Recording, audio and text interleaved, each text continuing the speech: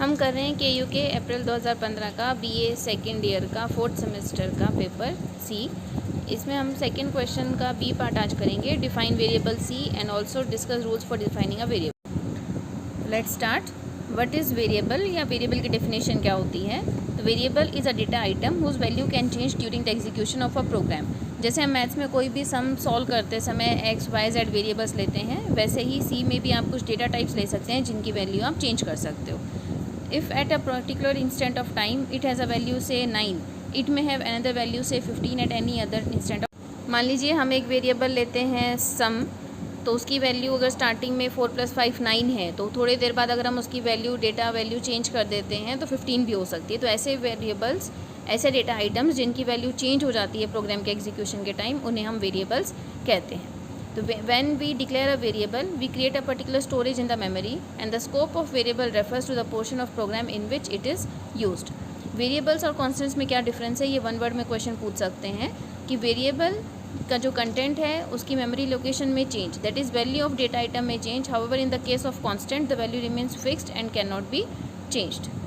Variable declaration का मतलब है कि आप कंप्यूटर मेमोरी के अंदर एक ऐसी जगह स्टोर कर रहे हो जहाँ पर उसका डेटा हम चेंज कर सकते हैं। मान लीजिए एक वेरिएबल हम x लेते हैं, तो मेमोरी में वो x नाम की जगह पर सेव हो जाएगा और उसके कंटेंट्स को हम रन टाइम पे या प्रोग्राम के एग्जीक्यूशन के टाइम पे चेंज कर सकते हैं। तो variable is a value whose value can be changed.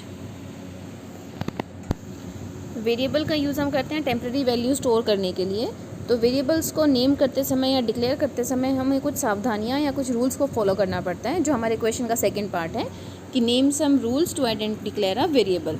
तो यहाँ पे हम 6 रूल्स पढ़ने वाले हैं, क्योंकि ये क्वेश्चन 2 मार्क्स का ही है, तो हाफ मार्क्स वेरिएबल की डेफिनेशन का हो जाएगा और 1.5 मार्क्स रूल्स के लिए हो जाएंगे।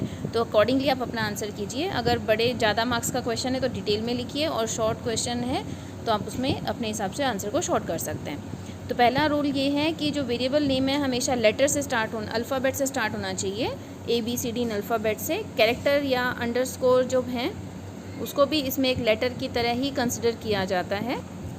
सेकंड रूल है कि आप अगर फर्स्ट अल्फ़ाबेट से स्टार्ट करते हो वेरिएबल नेम, उसके आगे आप कितने भी ज़ीरोज़ और डिजिट्स डाल सकते हैं। थर्ड रूल है कि blank space, period, semicolon, comma और slash and all such special characters are not permitted in variable names. Variable name में आप सेमीकोलन, स्पेस, कॉमा, स्लैश ये सब यूज़ नहीं कर सकते। फोर्थ जो पॉइंट है वो इसमें इम्पॉर्टेंट है, क्योंकि कंपाइलर इसमें अपर केस और लोअर लेटर केस को अलग अलग कंसिडर करता है। अगर मान लीजिए मैं वेरिएबल नेम लेती हूँ NEER कैपिटल में near, and small NEER near, and capital N small ER near, तो ये तीनों अलग अलग वेरिएबल नेम्स माने जाएंगे।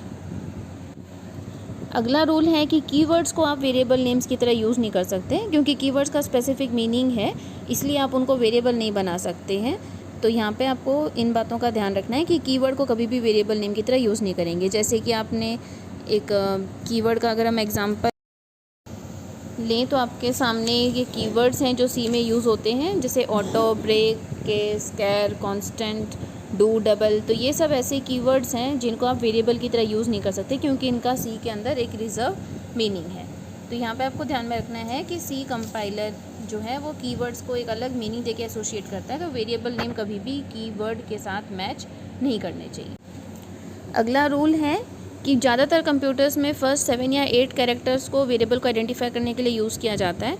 मान लीजिए आप वेरिएबल नेम लेते हो वेरिएबल _1 एंड वेरिएबल _2, तो कुछ कंपाइलर्स इनको डिस्टिंग्विश नहीं कर पाएंगे, इनमें डिफरेंस नहीं कर पाएंगे, इसलिए आपको फर्स्ट 7 और 8 कैरेक्टर्स वेरिएबल्स के अलग अलग लेने चाहिए।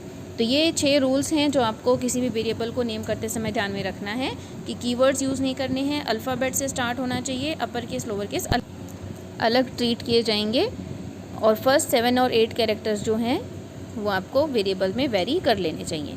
तो ये रूल्स के अलावा एक सिंपल सा रूल या जो हम कन्वेंशन यूज़ करते हैं कि वेरिएबल का जिस चीज़ के लिए हम यूज़ करने वाले हैं उसको वैसा ही मिलता जुलता नाम देना चाहिए। जैसे अगर आप किसी 2 नंबर्स का सम करना चाहते हो तो वेरिएबल नेम को सम ले सकते हो, डिफरेंस करना है तो डिफरेंस ले सकते हो।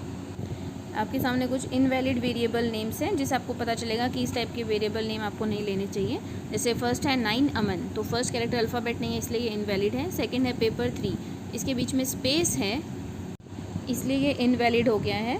रेट @ इंटरेस्ट, इसके अंदर @ स्पेशल सिंबल है ऑटो एक कीवर्ड है, इसलिए आप उसे वेरिएबल की तरह यूज़ नहीं कर सकते हैं। तो ये इनवैलिड वेरिएबल नेम्स है। अगर आप इन 6-7 रूल्स को फॉलो करेंगे तो आप वेरिएबल को अच्छे तरीके से नेम कर सकते हैं और किसी भी तरीके की प्रॉब्लम से बच सकते हैं। तो नेक्स्ट वीडियो के लिए चैनल को लाइक, सब्सक्राइब करें और शेयर करें।